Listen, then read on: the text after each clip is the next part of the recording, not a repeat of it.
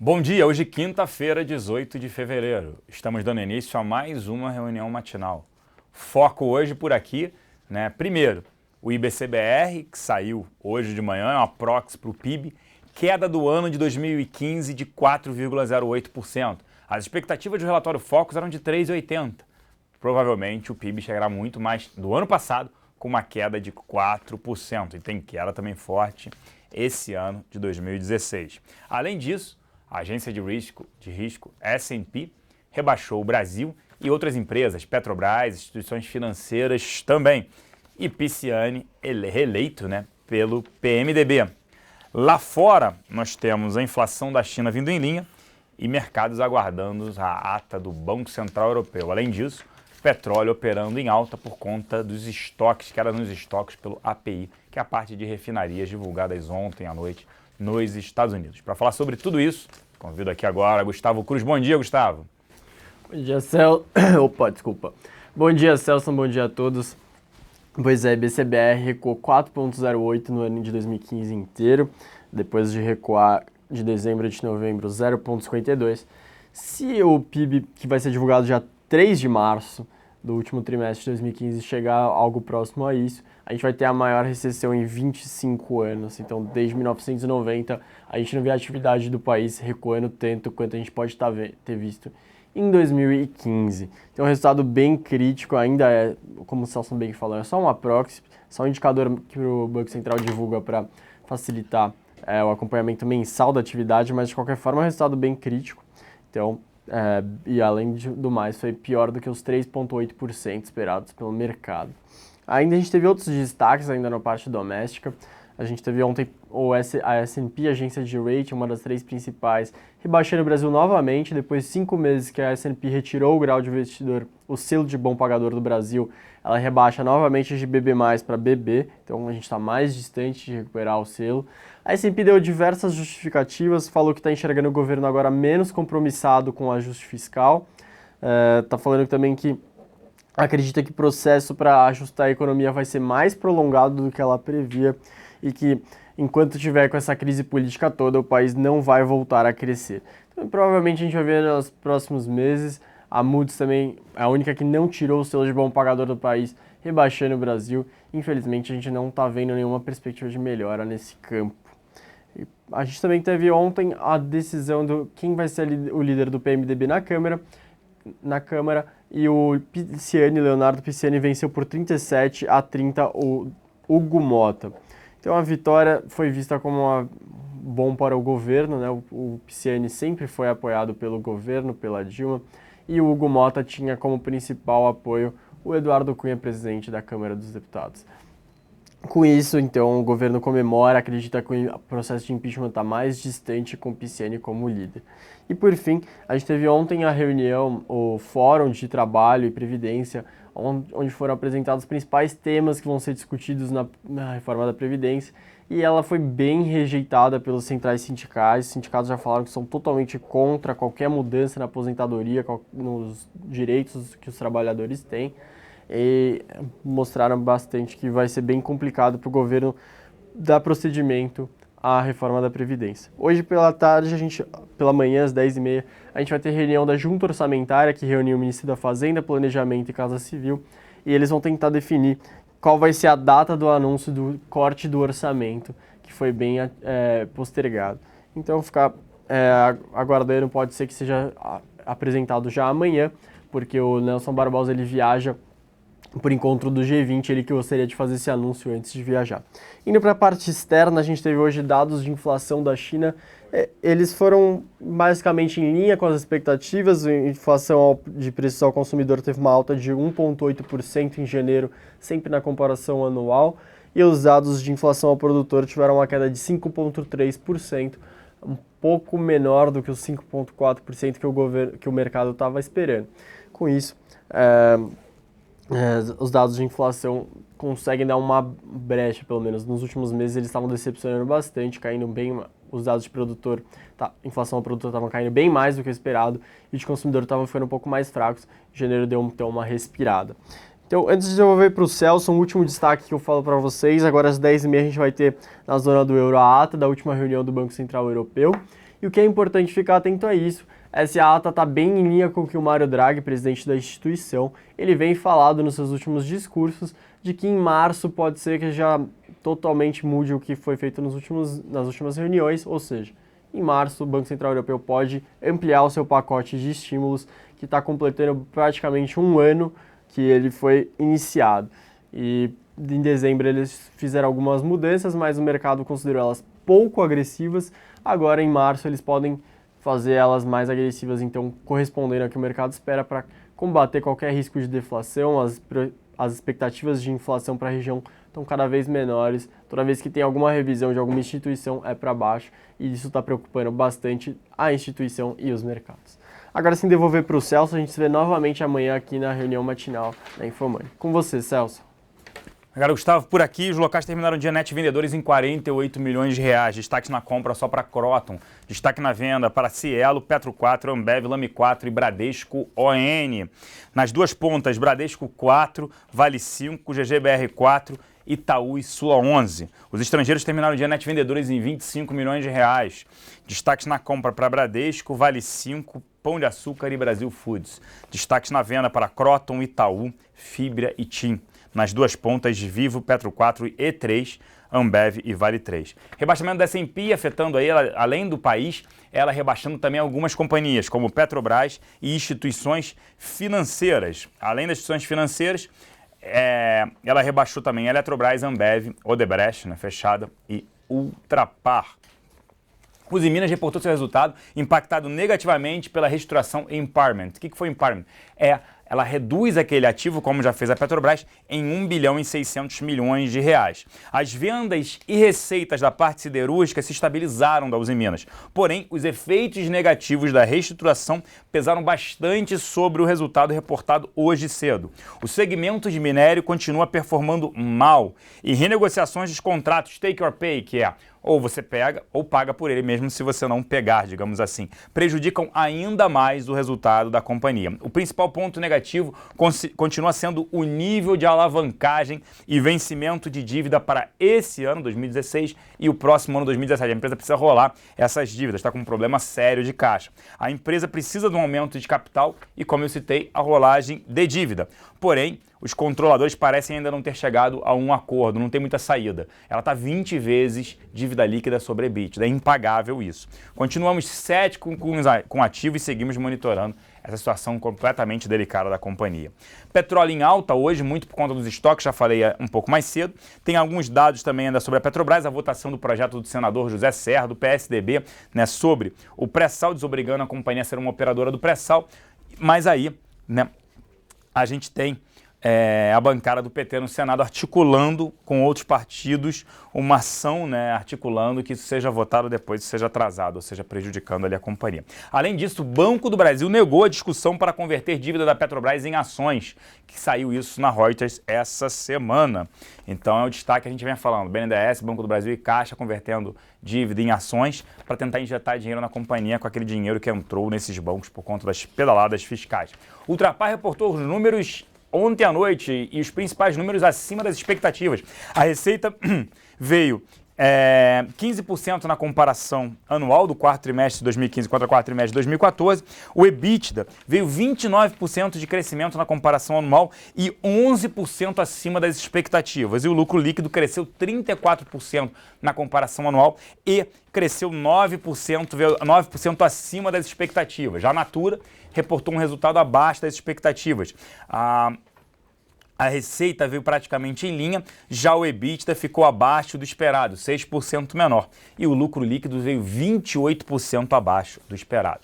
A Vale reportou o relatório de produção e veio um pouco abaixo das expectativas, mas acho que isso não deve fazer muito preço nas ações.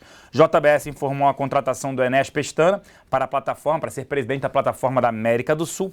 A nomeação ali, o Enéas Pestana, ele já trabalhou como CEO do Pão de Açúcar, vice-presidente da DASA e CEO também de empresas que recebem aportes do grupo GP, da parte de Private Equity.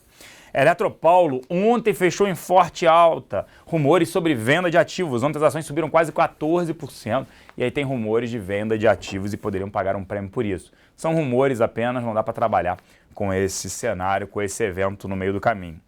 Oi, agora segue a novela, né? A Anatel vai pesquisar por que foi colocada a antena próxima ao sítio em Atibaia, os investimentos feitos para beneficiar. Então agora entra a companhia de novo envolvida na Lava Jato, de novo em problemas. É impressionante isso, por isso que a gente sempre prefere ficar fora, longe ou de empresas públicas ou quem tem interferência governamental, é melhor ficar de fora. E a Aéreas ali, o Sindicato Nacional dos Aeronautas, solicitando uma nova assembleia para falar sobre reajuste salarial. Ontem, destaque na nossa mesa de aluguel, vários ativos entraram em destaque, vou falar aqui a lista. Lely Blanc, Marisa, Magazine Luiza, CCR, Itaú 4, CSN, Usim 5, BR Malls, Duratex, CETIP, Via Varejo, Vale 5, Petro 4, Bradespar 4, GGBR 4, Arezzo, né? Eco Rodovias e Pão de Açúcar. A lista cresceu sim, acho que com receio aí a Bolsa subiu nos últimos dias, né? A gente já viu isso, a Bolsa chegou a bater 37 pontos, voltou para casa de 41, e aí o país foi rebaixado novamente pela S&P com perspectiva negativa. O que é interessante, a nota de moeda local no Brasil, ele botou junk também, ou seja, chama atenção para pagamento da dívida local, não considerando até um default. Esse é um risco sim, falando da parte do Tesouro. A gente não acredita nisso. O que vai acontecer é, se tiver algum risco, o país imprime moeda, gera uma maior inflação, infelizmente. Agora eu vou chamar aqui o Thiago Salomão para falar sobre a pauta da InfoMoney. Bom dia, Salomão, tudo bom? Bom dia, Celso, tudo bom com você? Tudo ótimo. Essa quinta-feira vai começar agitada nos mercados, porque aconteceu muita coisa de ontem para hoje, né? Vários eventos, vamos dizer, inesperados. Primeiro teve o corte de rating, que demorou um pouco para digerir. Até uma questão que eu queria levantar com você, Celso, de o quão... não vou nem entrar no campo da legalidade ou da ética, mas o mercado estava num dia extremamente altista e, de repente, a gente até marcou o horário, 16 horas e 34 minutos cravados, saiu a decisão da S&P, o mercado mergulhou. Qual a chance de ocorrer um insider num momento como esse? Por que uma agência de classificação de risco, que a gente já sabe que sofre tanto com a perda de credibilidade, principalmente desde 2008, por que ela não espera o fechamento do pregão para anunciar uma decisão tão importante, tão impactante nos mercados? Concordo plenamente com esse ponto. Eu acho que, como é uma informação relevante, e a S&P é a mais relevante porque foi a primeira a iniciar esse processo, né? Então, ela foi a primeira a rebaixar o país, tudo isso. Acho que deveria ser divulgado à noite, mercado fechado, para que não houvesse justamente esse cenário. Eu vi que o índice chegou a cair 1.000 pontos logo quando foi divulgado. Então é ruim. Então, se você não está na tela, se a pessoa não está operando, não está vendo, ela perde. Ela não botou stop, ela acaba perdendo. Acho sim fundos, eu estou falando no geral. O trader saiu para o banheiro, voltou, olha e fala, peraí, o que aconteceu aqui com a minha posição? Não posso ir ao banheiro mais? Não pode, infelizmente. Acho que deveria ser visto sim. Fala, olha, como é uma informação extremamente relevante, não teve insider, né? Porque ela acabou batendo durante o pregão, quando saiu isso, senão já abriria o dia numa situação ruim, e o mercado não esperava. Então, acho sim, concordo plenamente com você, dado que hoje influencia absurdamente o governo, o CVM, aí Banco Central, todos os reguladores vão falar, olha, dado que você hoje gera um impacto para cima ou para baixo, em dólar, DIs e também, principalmente na Bolsa, o importante seria uma divulgação após 7 da noite, para não ter estresse, para que as pessoas pudessem trabalhar. É igual divulgar resultado no meio do pregão. Então teria que divulgar fora, a partir de umas 7 horas, para que não houvesse nenhum estresse em relação a isso. Olha, ninguém soubesse, divulgou às 7 da noite, tá, vai todo mundo ler, pensar sobre isso, para que no dia seguinte já abra, né, olha, aconteceu isso, então esse é o cenário. Mas concordo plenamente com você que isso deveria ser revisto pelas autoridades e reguladores no Brasil, Salomão. Bom, Celso, do resto da pauta, acho que muita coisa que deve acontecer também deve ser da repercussão do novo líder do PMDB, que deve enfraquecer a tese de impeachment, mostrando mais uma vez um alinhamento do PMDB com o PT novamente, mas ainda também esperamos algum desdobramento sobre o ex-presidente, que apesar de alegar inocência, vem adiando o depoimento na polícia, e isso também pode trazer alguma novidade na política. Como você falou ontem, né, Celso? Política é como a nuvem, né? Você olha para cima, vê uma coisa, passa um minuto, já mudou completamente, né? Não, é isso mesmo. Acho que se ele se declara inocente, né, por que não vai logo depor e acaba com essa situação, né? Porque sempre vai ficar essa nuvem no ar, então melhor resolver logo isso. E outra, teve só mais um dado que eu acho extremamente relevante, saiu o IBCBR. O IBCBR é a proxy para o PIB. Veio 4,08% de queda em 2015. Ou seja, se o Focus espera 3,8% de queda, né, a projeção para 2015, isso vai piorar bastante esse PIB, infelizmente. 2015 tende a se aproximar mais de 4%, infelizmente. Salão, vou passar agora para você. Deixo com você aí uma excelente quinta-feira, um grande abraço. Obrigado, Celso. Bom, toda a repercussão dos novos dados sobre PIB do Brasil, a nova eleição do presidente, do líder do PMDB e as novidades sobre os resultados das empresas que divulgaram antes da abertura do pregão, você vê agora no Info Money na Bolsa. Roda a vinheta.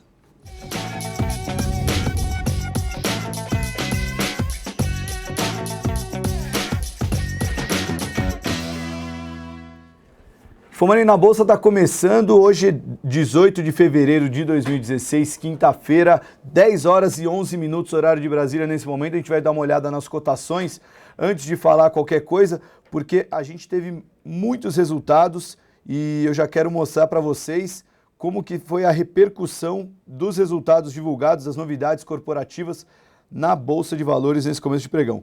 Agora, Ibovespa, só pegar aqui a cotação atualizada, Ibovespa caindo 0,88%, cotada a 41.263 pontos, enquanto o dólar sobe 0,79 a 4,029.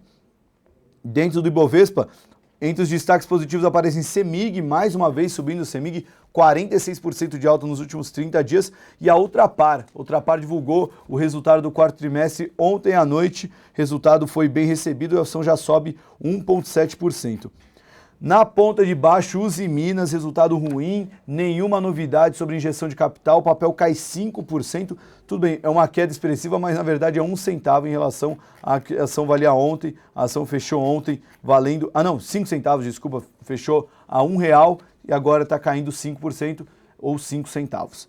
Na segunda maior queda aparece Natura também, soltou o resultado também, foi mal recebido, esperava um resultado ruim, mas não tão ruim, e a ação cai 3,58%. Vamos falar dos detalhes de Usiminas, Natura e Ultrapar agora. Também quero dar uma olhada em CETIP, que vale a pena monitorar.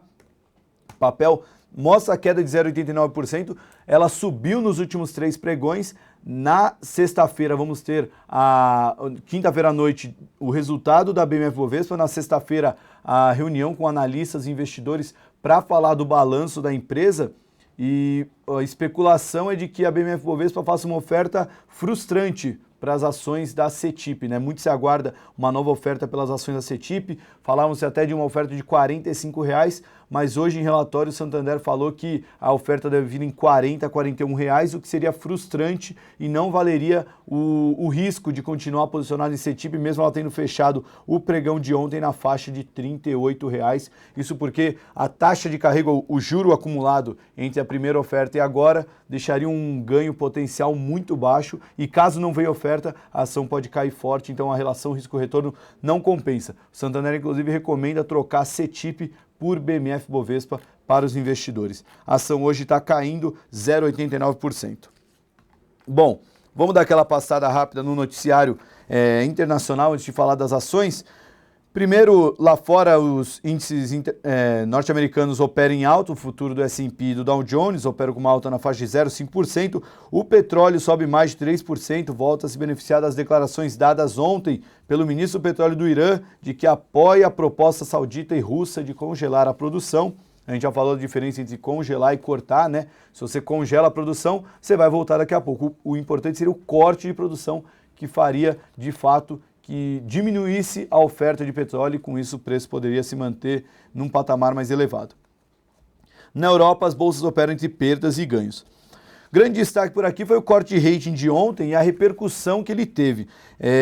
parece que o core de rating foi um pouco subestimado, principalmente por analistas, mas principalmente pelo governo, né? O Planalto se queixou que o rebaixamento veio apenas 5 meses após a mesma S&P tirar o grau de investimento do Brasil. Na época colocou o rating BB+, agora rebaixou para BB. A perspectiva continua negativa, o que abre espaço para ainda mais cortes.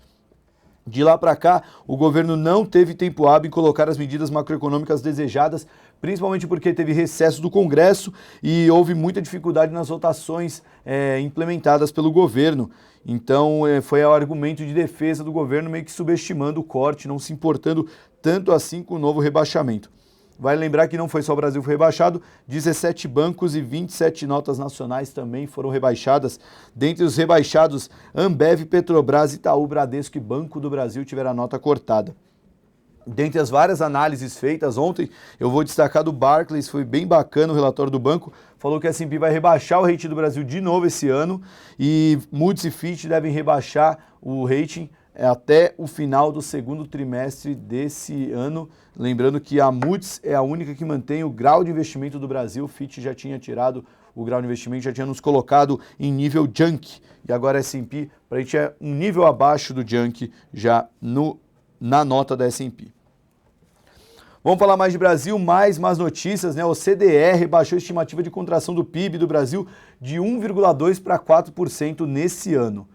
O dado já é ruim, mas o pior ainda é que a estimativa anterior tinha sido revisada em novembro, ou seja, em menos de 4 meses, a OCDE baixou muito forte a projeção de PIB. Ou eles estavam muito otimistas, ou então teve um erro de cálculo de lá para cá, né? Naquela ocasião, a organização previa que a economia brasileira começaria uma recuperação em 2017 com um crescimento de 1,8%. Agora a entidade prevê apenas o fim da recessão com crescimento zero no próximo ano, na comparação com 2016. O CDE realmente estava um pouco otimista demais e já botou os pés no chão sobre o Brasil. Ainda sobre o Brasil, sobre PIB, o IBCBR, como o Celso falou, funciona como uma proxy do PIB, a prévia do PIB divulgada pelo Banco Central, teve uma queda de 0,52% em dezembro, foi uma queda menor do que esperado, esperava uma queda de 0,6%, que por um lado seria bom, mas foi o pior resultado da série histórica do IBCBR, que teve início em 2003, e ainda comparando os dados, o cálculo do PIB do IBCBR com o cálculo do PIB do IBGE, que é o PIB oficial, a gente teve o pior resultado em 25 anos, ou seja, um dado assustador da economia brasileira. Para fechar a pauta doméstica, o novo líder do PMDB foi eleito ontem, Leonardo Pisciani. Ele é aliado do governo e derrotou o oposicionista Hugo Mota por 37-30. O episódio representa uma derrota dolorosa para o presidente da Câmara, Eduardo Cunha, que fez uma exaustiva campanha pelo candidato paraibano. Na disputa, de um lado estava uma melhor relação e controle do Planalto sobre o principal partido da base aliada, fator que poderia ser decisivo na briga contra o impeachment, hoje enfraquecido, mas que poderia ganhar forças. Do outro lado, o PMDBista que se segura como pode no comando da casa e tenta preservar o mandato parlamentar com foro privilegiado, agora passa a ter uma missão dificultada. Ou seja, o cenário já estava ruim para o Eduardo Cunha, ficou ainda mais difícil, já que o candidato que ele fez uma propaganda enfática para ganhar a liderança do PMDB acabou sendo derrotado. E sobre impeachment, isso acaba enfraquecendo ainda mais, e é o que a gente tem visto desde o começo do ano, PMDB cada vez mais estreitando os laços novamente com o PT. Bom, 10 horas e 18 minutos, agora a gente já deve ter uma sinalização mais clara de como estão as ações no Ibovespa. Eu queria comentar também uma notícia que saiu no blog do Lauro Jardim, mas que não fez tanto preço como era imaginado. Trata-se do balanço da Unimed do Rio de Janeiro, que deverá ser republicado. O balanço mostrou um prejuízo na faixa de 200 milhões em 2014, ele deve ser republicado, a estimativa é que mostra um prejuízo de 500 milhões de reais. Isso pode provocar a suspensão por parte da ANS, né, a Associação Nacional de Saúde, para o seguro da Unimed Rio de Janeiro. Isso seria uma má notícia para a Qualicorp, já que ela tem entre 180 e 190 mil seguros de vida alinhados à Unimed. A ação da Qualicorp está caindo 1,15% nesse pregão. E, por outro lado, poderia ser uma boa notícia para a Sul América, que poderia capturar esses clientes que vão perder o seguro de vida. a Unity da Sul América sobe apenas 0,12% no pregão de hoje. Não fez tanto preço como era esperado a notícia, mas vale a pena monitorar o noticiário sobre o setor de seguradoras, né, que tem sido um setor que, um dos portos seguros da Bolsa desde o ano passado, mas nesse ano vem perdendo bastante atratividade, principalmente com o fim do ciclo de alta de juros, cada vez mais definido. Hoje já saiu mais uma notícia sobre juros. O Tombini, segundo informações do Valor, o Tombini já está passando uma sinalização para o mercado de que deve manter os juros, então a Selic não deve mais subir, e seguradoras acabavam se blindando com isso, já que elas têm um caixa muito alto e conseguiam se blindar de um cenário de alta de juros na economia brasileira. Bom, vamos continuar aqui os destaques, muita coisa acontecendo. Eu vou me ater aos destaques de variação da Bolsa e eu comento a notícia que saiu sobre elas. Primeiro sobre a Oi, né? Teve a investigação na Oi, que deve continuar repercutindo agora, sobre a polêmica antena que foi colocada no sítio do Lula, sobre a pressão do governo e questionamento de órgãos de controle de parte de seus integrantes. A Anatel vai recolocar em pauta nessa quinta-feira o termo de ajustamento de conduta que permitirá à operadora Oi trocar o pagamento de multa de 1,2 bilhão de reais aplicadas por má qualidade de serviço prestado.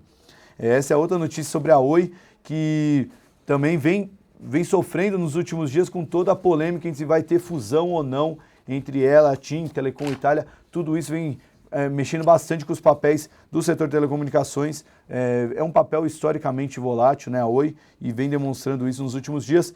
Apesar da alta de 4% hoje, que já chega a 12% na semana, o papel ainda cai 73% no acumulado em 12 meses.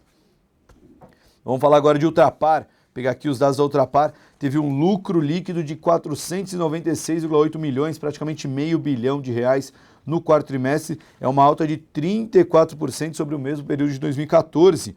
O EBITDA aumentou 29% na mesma base de comparação para 1,2 bilhão de reais. Ela também reafirmou o plano de investimento e anunciou uma distribuição extraordinária de dividendos.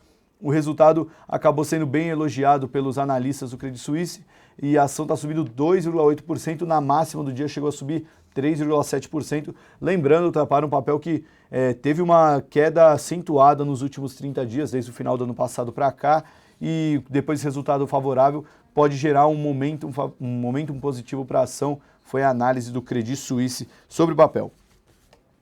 Vamos ver outra empresa que soltou resultado, a CVC, vamos ver se o papel reagiu. O resultado foi muito elogiado, alta de 1,35%, né?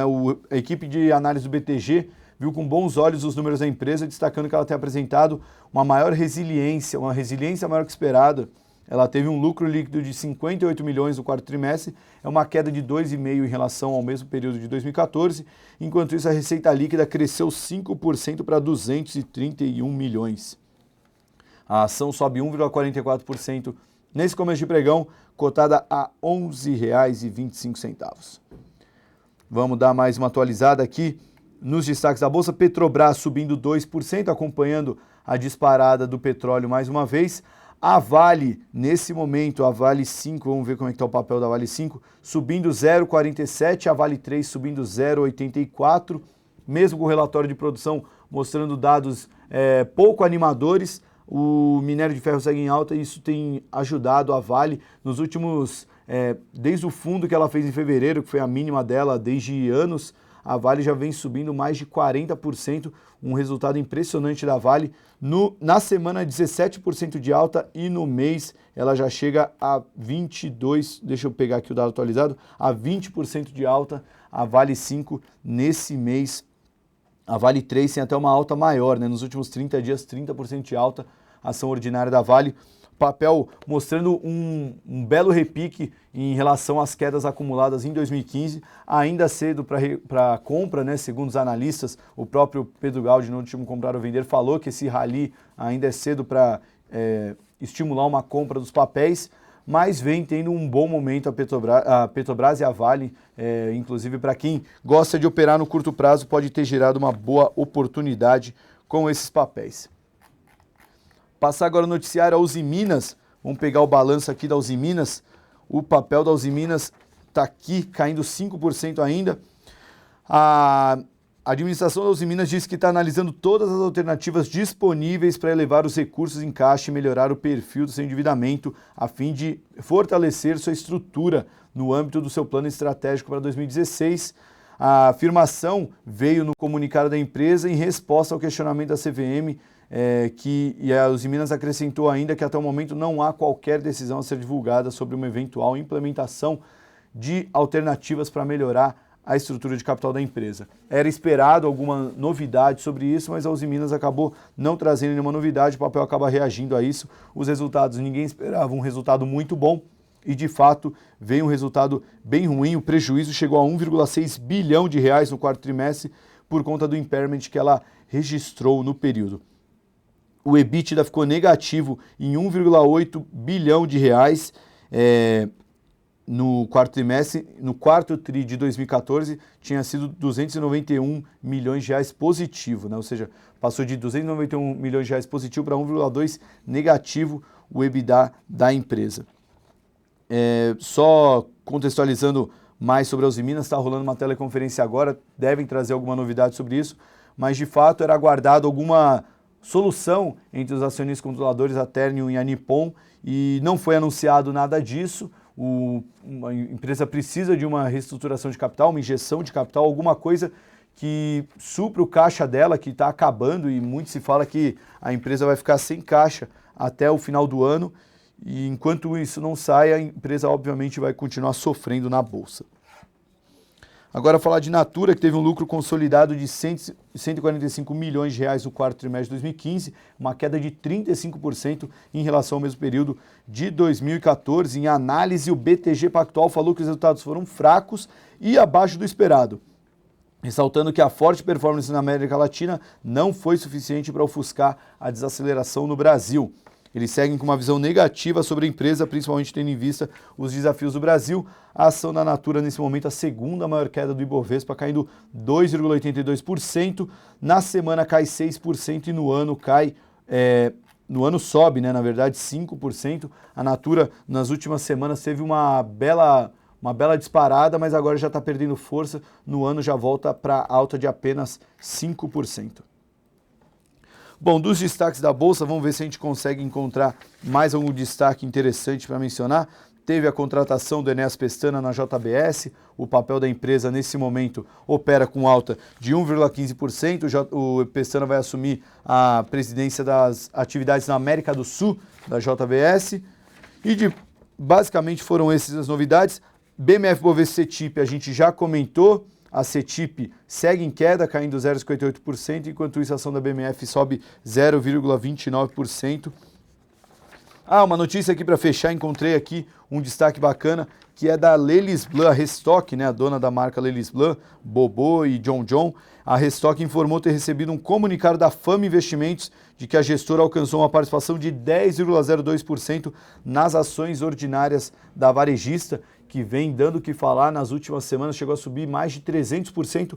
No pregão de hoje cai 6,5% o papel da Lelis Blanc, mas ainda assim vem tendo uma alta impressionante no acumulado dos últimos 30 dias. Deixa eu pegar o dado atualizado aqui. Lelis Blanc, no acumulado do ano, já sobe 217%, só no mês 150%. Desempenho impressionante. Pouco se sabe, mas muito acontece com a ação da Lelis Blanc na Bolsa. Bom, esses foram os destaques do InfoMoney na Bolsa. Eu deixo o convite para quem não assistiu ontem, o debate InfoMoney com a Atom, foi muito bacana, a gravação já está no nosso canal no YouTube. A gente também fez uma matéria divulgando o debate, veio aqui o CEO da Atom, 2 analistas, a gente tentou esclarecer muitas dúvidas, vieram bastante questionamentos, mas a gente tentou esclarecer as principais dúvidas. Na terça-feira a Atom vai fazer um evento ao vivo, 10h30 da manhã, com analistas e investidores, um evento público aberto online, vale a pena acompanhar quem ainda tem dúvidas sobre a empresa. E também já deixo o convite para amanhã, mais um InfoMoney na Bolsa e o Visão Técnica, que vai rolar amanhã por volta das 6 da tarde. Eu me despeço hoje, tenham todos um bom pregão e até amanhã com mais InfoMoney na Bolsa. Até lá!